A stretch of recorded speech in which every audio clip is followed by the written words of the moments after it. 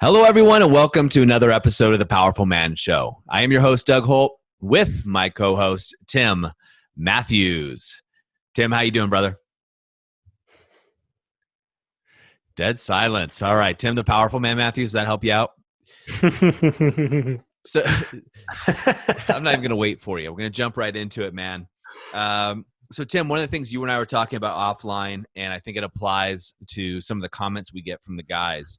A lot of the guys that listen to the show, they're business owners. Most are in relationships. And something that I'm experiencing, I was talking to you about this, we have systems we operate our business in. We have systems for our life. And I was thinking about jumping into, and I was saying, hey, I'm thinking about taking a more in-depth course from David Allen on getting things done. Now, it's a course, if you guys haven't familiar with it, it's just an organization system, get things out of your head, onto paper. And it's definitely my weak spot with the organization, not getting things out of my head, but as far as keeping all these things in line. And one of the things that occurred to me that I haven't shared with you, Tim, is I've read this book in the past, and I've tried this system in the past too. I mean, I got the folders organized. Anybody that's done this knows what I'm talking about. I had, this big box on my desk for years where you have, 1 through 31. You have all the months lined out, and you have your someday folder. And so the idea and concept is you take things out of your head, paper, mail comes in, and you put it in the corresponding date. So maybe you get a bill that's due on the 15th, right? So you put it in the folder for the 15th or maybe even the 14th. And you don't touch it or think about it until that day comes. So every day you come to your desk, you go to your folder, you take out, the corresponding day, and there's all the things that you need for that day, right? And do it. Now, here's the downside. I did this. I had it all organized. It looked pretty. And I think I had my secretary at the time help me build it out. I never used it, right? Yeah. So bills would come up. I'm like, oh, shit, I forgot to go through the 23rd, or I was on vacation for a week or 2 weeks going through and doing it. Since that time, I've talked to several business owners who I would say are really good at scaling systems, right? Which is my weakness, right? Is the details. Definitely a visionary, definitely the guy you want sitting around thinking about the problems in the business and ways to solve them. But getting into the weeds of it's not my strength. So both of these guys were talking about getting things done and how they implement that and how they're doing it, which sparked the idea of, maybe I should take a second run at this and go and do something else.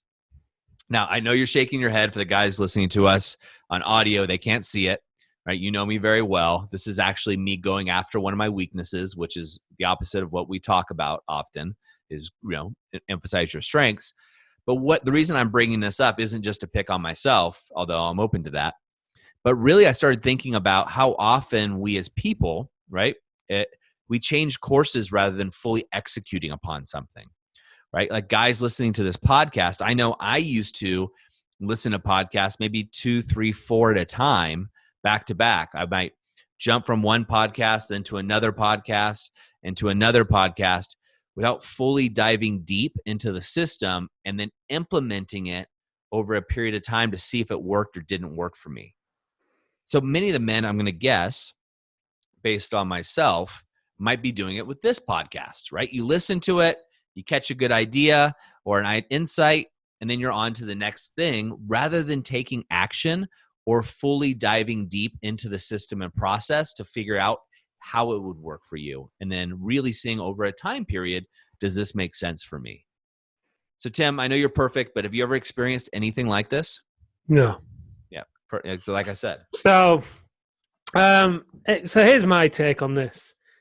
I think there's, as you know, Doug, I'm not a fan of reading lots of things. I'm a fan of reading and learning, and I love to learn.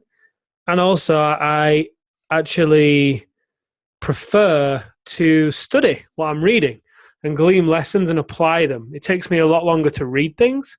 Yet at the same time, I feel that I actually apply the lessons that are relevant. And one of the ways in which I do this is as I'm listening to Audible and things, Audible, right? I will have bookmarks, and then once a week I'll go back over the bookmarks, and I'll just I'll type up what the lesson is there. It can take a little bit of time, a couple of hours or so, but then I'll start to have a list of lessons I'm actually I'll either apply there and then, or I might apply later on. The thing that I don't like about the getting things done system is it really seems to me like it kills the element of inspiration. If you come into your desk and you've got a folder for things to do that day, then where is the element of new ideas that may come in or whatever? Because you're committed to that folder. And what, are you going to put those ideas in a folder for tomorrow? But I'm going off topic here a little bit because the conversation is around. I'm just so passionate about that point. My mind was racing with all the things I wanted to say. So in terms of flip-flopping about, do I? I really don't feel like I do. I don't read. It stresses me out, in fact. I saw something, I think it was an ad or something that popped up maybe on Facebook. It must have been, because it might have been YouTube. I don't know where it was. Anyway, point being was there was a stack of 52 books.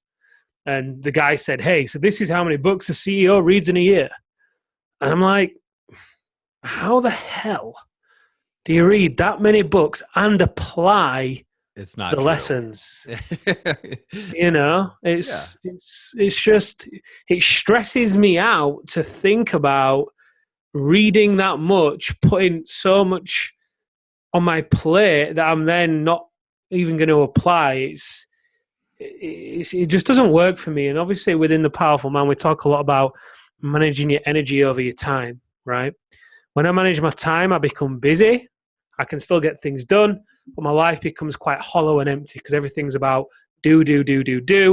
There's, even if I'm, we spoke about on the last episode, penetrating the world, even if there's things that I'm doing that fill me up, I'm in a different mode. I'm not, it's not landing with me. So it doesn't fill me up. It just becomes another thing to tick off. Mm-hmm. Boom. Spend time with Amelia. Tick. Go to the gym. Tick. Have a massage. Tick. So that's when I'm managing time. Whereas when I'm managing my energy, it's a very different experience for me. And I'd like to think that this is something I'm good at. I like to think I'm quite self-aware. I like to think I know myself.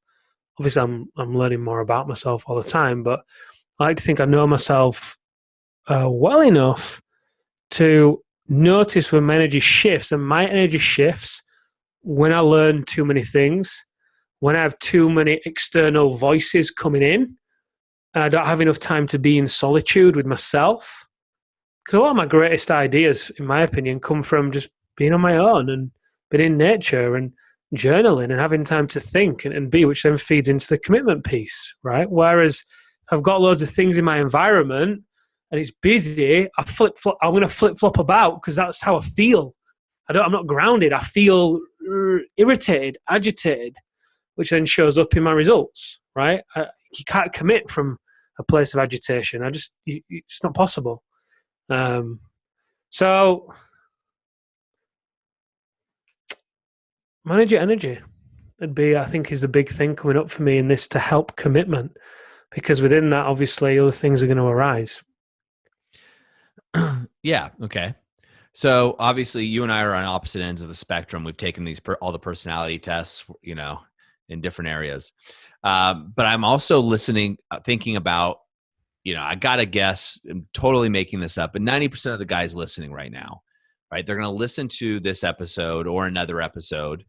They're going to say, oh man, I need to do that. I need to, previous episodes, we talked about ways that you can look at patterns in your life that are causing you pain, right? Or whatever that is. They're going to go, wow, yeah, that would be good to do because there's definitely some patterns I'm emulating, et cetera, et cetera. And the podcast ends and the next podcast in the queue kicks in and it goes through. Now they're on something else, another tangent. Or, and you know this, right? And I owned a marketing firm for, a long, long time, decades. So, people start going to the shiny object.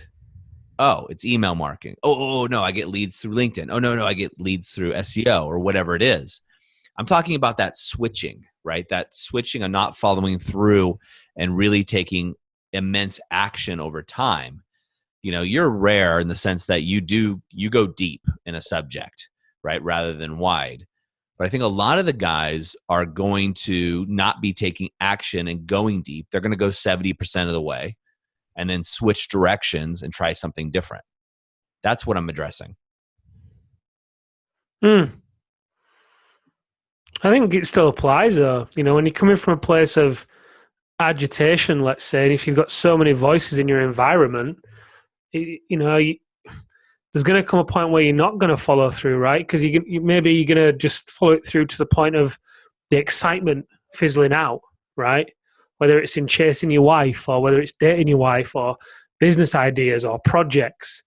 You know, it's very easy when the excitement burns off and you get into the mundane. The reality is success is boring, in my opinion. You know, it's a series of, it can be anyway, it can be a series of routine things done every day. Even your morning routine, for me, it can become, I love it, and at times it bores me. And I feel like I want to break free from it, and at that point I'll do something. But that's also another conversation because you can start sabotaging yourself, right? Absolutely. But the point with this is, you know, it's like living from the outside in versus the inside out. We speak about this a lot, right? When you're living from the inside out, you've got a solid foundation. In order for the oak tree to be tall, it's got to go deep, right? In order to hold everything, to have the capacity. And when you go deep, typically these patterns of chasing and shiny objects, depending on your personality type, because you go deep, and also you can think and go and all the rest of it, but it's also directed towards a focus, right? It's directed towards an outcome. So you may float around within the container of the outcome, but with some people, without them going deep, it's the outcome that will just shift. And maybe it's because they come up against an obstacle, or maybe it's, you know, it can be numerous reasons, right? It can be a whole host of things. I think the key thing here is doing the work. And it sounds like we're on repeat sometimes, right? But the basics are so important. And I think they can get so overlooked. The simple basics of journaling, the simple basics of alone time with no phone on, in nature or on your own for an hour, just to think and be and reflect on what's going on. You know, these ancient practices, if you will, that have served people for a long, long time can quite easily get lost in the world of biohacking and chasing things. I'm not saying biohacking doesn't have its place, but when you're caught in that loop of chasing, just moving away from the essential basics, you don't get the opportunity to go deep within yourself. And with it, here's a great way to look at it. I heard this recently. I loved it. So, you know, let's say you're in the middle, Doug, right? You've got everything swirling around you. You've got Erin, you've got the kids, you've got business, health, finance, travel. Everything is swirling around, right? In order for you to stay in the center, you've got to be anchored to something that's stationary, something that's stable, that isn't going to move. For some people, it might be their faith, it might be their religion. For others, it might be their morning routine. For some people, it might be their, whatever it is, weekly review. You've got to be anchored to something that doesn't change. So you don't get, well, unless if you don't, you're going to get ripped up and you're going to swirl around with everything else. At which point, you're going to lose perspective and then start to be likely to change direction and lose focus, because you can also become needy in that place, right? Immediate gratification is another thing that can feed into this. Needing the result, needing to say something about them as a man or whoever, right? So you've got to be deep. You've got to go deep within yourself, and it's a continual process to develop those roots. Yeah, it is. And I think one of the things that's interesting, and you know, as I think about this course and what I'm going to do, and obviously I think we both know what I'm going to end up doing, but is the follow through and taking it to the end is really, that's something that's interesting. It's in a pattern I think a lot of men get into, successful men, is, you know, when things aren't going well in an area of their lives, they seek outside themselves to get more information. And some men are really, want the information as, I call it educational masturbation. They want the information so they don't have to deal with other areas of their life that aren't going well. Mm-hmm. And when I invite the listeners, there guys listening to this right now, is go deep, right? Go deep. You can go wide too, but go deep on each one that you're going wide on, right? Go down, go for mastery, or at least go and check it out. Like, look, if you're newer to this show, go back and listen to all the episodes.